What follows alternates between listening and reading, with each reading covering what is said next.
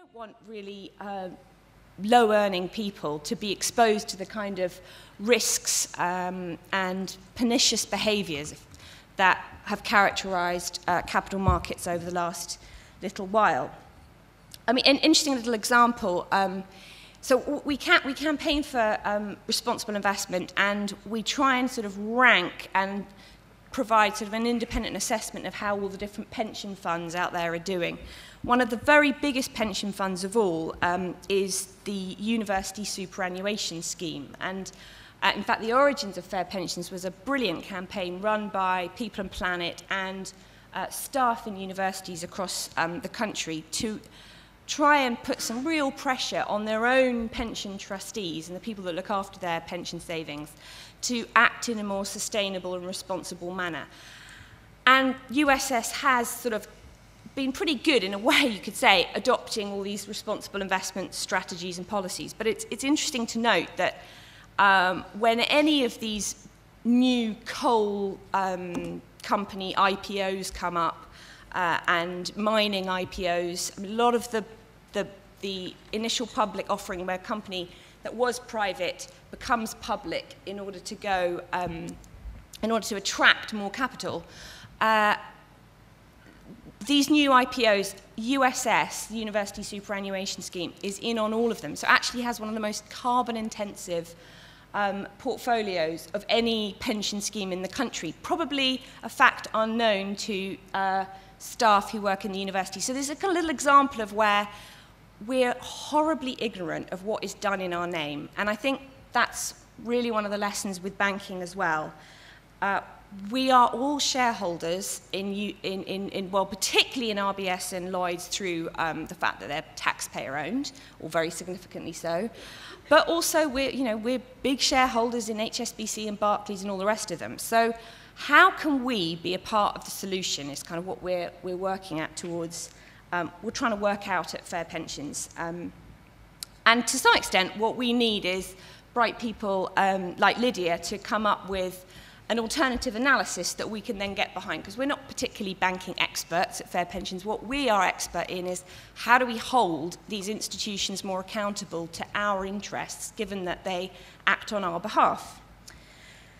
And so one little example, in the lead up to the financial crisis, I think what you saw was our fund managers, and this problem persists today, the people that look after our pension savings were frankly encouraging banks to take a lot of risk on, because what that led to was rather kind of juicy short-term profits. That looks good for fund managers because they get their own bonuses if the stocks that they choose and select make good short-term gains. If there's then a terrible calamity, as there was in 2008, it's us who sort of held the stock and who actually ultimately own it, who see a kind of absolute devastation of the value of those shares. And then it's also us as taxpayers that have to run to the rescue. So we kind of paid twice over, all of us. Whilst the people that both ran the banks and invested on our behalf in the city as fund managers walked away with their tremendous salaries and bonuses and pensions and all the rest of it. So there is a lot here that we should all be quite angry about, because we really have paid multiple times over. And there are little ways that we can begin to get a grip on this. We create at Fair Pensions online tools that allow anyone to send an email direct to their pension provider saying, I want you to be far more transparent to me about what you're doing with my money. So that's one thing I would really encourage people to send an email, communicate, and we've created a little portal at Fair Pensions, fairpensions.org.uk, where you can send an email to your pension fund. That's one way of beginning to get, just send a message and beginning to get a little bit more control and engaged.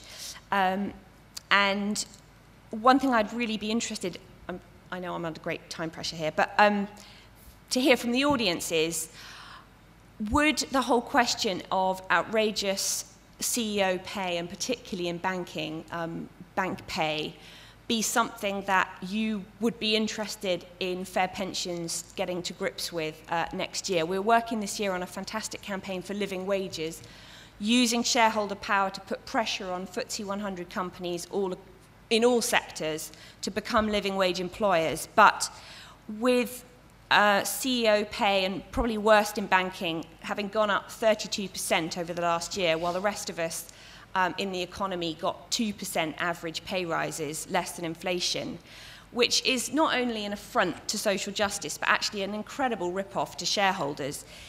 Is pay something that you would like to see us tackle? Because if so, I think there's quite a bit of appetite, but as with all our campaigns, it's only as good as the level of public participation and activism that we can sort of stimulate off the back of that. So a question for you, and hopefully food for thought. Okay, thanks very much for that, Catherine, and thanks to all of our speakers. But now, as Catherine alluded to, it really is kind of, all about you and what your ideas are for good banking. And actually, it would be really interesting to see what ideas you would have that you would like to see us, as the Good Banking Forum, as the Good Banking Campaign, focusing on in the months ahead. So, and also hear your ideas for what a good banking system would look like. So if you can put up your hands, I'm literally going to go around and get as many points as possible, and then we'll come back to our speakers at the very end to come back on any points that have been made. So I'll start from the front and go to the back. I do intend to try and get everyone in who wants to make a point. So I would ask you to be very quick as you can with the points that you would like to make. So I'm going to go to this gentleman here at the front to begin with. Yeah, so one thing I'd really like to see in any idea of what's good banking, one of the things, the bad things we saw over recent years is effectively the transfer of risk to customers. So people moving away from having pensions and savings to having investments. So people who really aren't in a position to accept any risk being pushed to have savings. So we saw the pushing of equity ISAs. So your investment can go up and down, where most people actually just want to put their money somewhere where they're not going to lose it. And I'm particularly concerned with this with pensions going forward once everyone gets into having swapped out. Because in a lot of those where people don't want investments, they don't want to potentially lose their pension fund, so they want something that's very cautious. And from a lot of the providers, the very cautious schemes, you end up getting very low returns and then paying a huge proportion of that back in fees. So you actually get a kind of a double whammy. In order to avoid losing money that you can't afford to lose, you actually end up paying a huge proportion of anything you make in fees. And a lot of people are just going to get pushed into those low-risk investment type pensions, which they really just don't want or need. Okay. This lady here. I want to know what you think about ethical banking, about these ethic banks, and if they are a solution. And because I'm interested in why, if they are possibly a solution, why after this big crisis people is not maybe thinking and changing their savings to more ethical. Thank you. Okay, this gentleman here. I'd like to know what you think about credit unions as an alternative to how banks work, and what part mutuals have to play in banking system.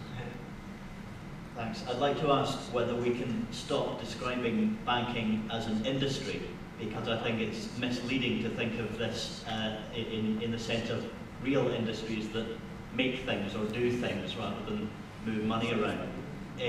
I'm a member of the Scottish Parliament, and in Edinburgh, lots of people know someone in this industry who've lost their job or who are feeling vulnerable at the moment. And so all the political parties are saying, yes, we want the Green Investment Bank in Edinburgh, that will be good for our banking industry. But at the same time, for exactly the same reason, they're all going to be faking RBS when RBS are hosted on Wednesday evening at a reception in Parliament, because it's all just about how many jobs have we got in this industry. I think it's a fake industry, and I think we should stop calling it one. Okay, Stephen. Way back in 2004, when Compass started, there used to be some old fart who used to come along to Compass meetings. He'd start banging on about the Labour government's plan, the plan it came to power with in 1997 to set up a universal bank. This was to be a bank that would operate through post offices and would offer basic banking services to poor people and small loans to small businesses. And this person wanted to know what action was being taken in this area. And he kept asking this question in meeting after meeting, and nothing seemed to be happening. So in the end, he just got fed up and stopped asking, and then the entire banking industry blew up. So can I, on his behalf, can I ask again, what does Vickers and his commission had to say about setting up a universal bank along those lines? Okay, gentleman behind. Hello, I guess I'm sort of from People and Planet, and nice to see two speakers talking about it. I guess it's kind of obvious to me that public-facing banks should be mutuals and credit unions and so on, but on the subject of investment banks, it seems that we're at an interesting time, and we're at the end of two particular production cycles. We're at the end of the oil cycle, and to a certain extent at the end of the credit. And what happens at the end of a cycle like that is you get lots of speculation and lots of derivative gambling instead of investment in real productivity. And so I think what we need to look at is how it is that countries have successfully gone through significant changes using investment banks. And I can't think of a single example of a country which has done that without a nationalised bank. If we look at South Korea, if we look across Southeast Asia, we look across Latin America, when banks have, or when countries have changed the kinds of things they invest in significantly, they've done it using nationally controlled government-run banks. And so obviously for retail banks we need mutuals and credit unions, but I don't see why we're so afraid of saying we should have nationally controlled banks. No one's ever done it without them. Okay. Yes, this gentleman here. Thanks, Gavin. Dr. Shibi Warman from PPP Business School. My quick questions are this, actually. For the too big to fail subsidy, the alternative argument is let them fail. Now, I've had this so many times. I would like you to respond to whether we should just let some of these banks fail. And one for Catherine, actually, about fund managers. Now, in Ireland, in BA-land, we focus a lot on corporate social responsibility, and a lot of these funds do have allegedly quite dodgy SSR records. I won't name them by name, but if you Google them, you'll find them.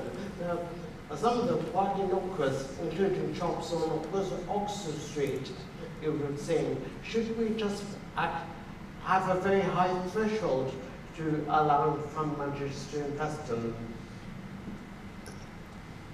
Okay, this lady here.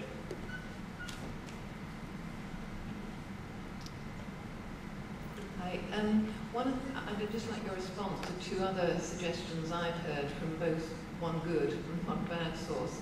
One was about limiting the size of investment banks. I mean, accepting that retail banks should be separate from investment banks, but actually just limiting their size. I think it's a Cambridge economist who's done something on size of banks, blowing the myth on the economies of scale and how useful they are, and just limiting the size so that when they do fail, if you let them fail, they don't have such an adverse effect on the economy. And the other thing I've heard from government sources was, oh, well, we might just consider raising the capital thresholds of reserves, and that'll be all right, so then they won't be such a drag on the economy. Just a response to those two suggestions. Okay, this gentleman here.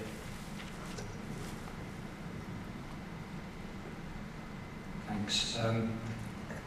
What about, in terms of our own campaign, one of the groups of people that are very noticeable as being absent are bankers. Can we have this transformation without actually bringing bankers to the table? I'd like to ask the panel that. And also the extent to which we need to globalise our own campaign, because we're dealing with global corporations, and whether or not, what the panel thinks about that. And in answer to Catherine's question, yes, I think we ought to do bankers' pay out.